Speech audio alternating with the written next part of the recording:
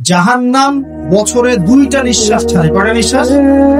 একটা নিঃশ্বাস গ্রীষ্মকালে যখন প্রচন্ড দাবদাহ চলে, ওটা হচ্ছে জাহান্নামের নিঃশ্বাসের ফসল। ওই প্রভাবে পৃথিবীতে এরকম দাবদাহ চলে। এই সায়েন্স বিশ্বাস করবে?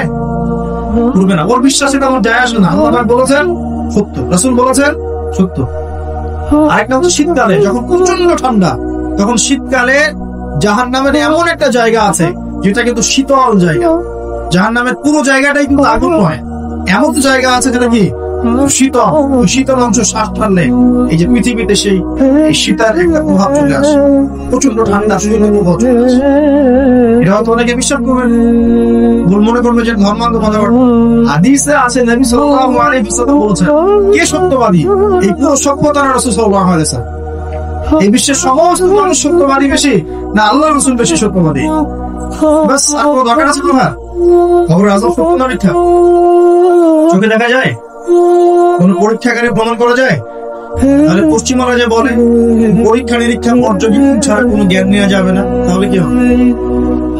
এই যে শিক্ষা ব্যবস্থা দাঁড়িয়ে আছে এখনকার এই দর্শনের উপরে, পরীক্ষা নিরীক্ষা পর্যবেক্ষণ চাক্ষুষ না দেখা পর্যন্ত কিছু বিশ্বাস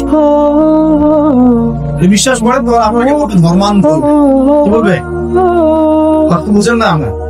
হ্যাঁ, ফিলোসফি অফ এডুকেশন মানে আমরা বলি এটাকে এপিস্টিমোলজি। আমাদের ফিলোসফিটা বলতে এপিস্টিমোলজি মানে জ্ঞান তত্ত্ব। এই শব্দের অর্থ হচ্ছে কি?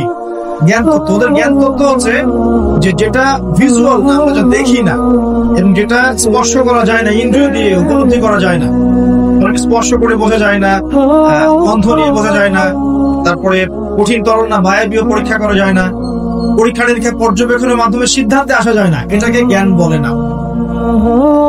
এটাকে এই সিঁড়িগুলো উত্তরানো যায় তখন সেটা জ্ঞান ওদের দর্শনের। তাহলে এখন কবর আযাবটাকে আপনি কি করবেন? কবর আযাব নাই তাহলে?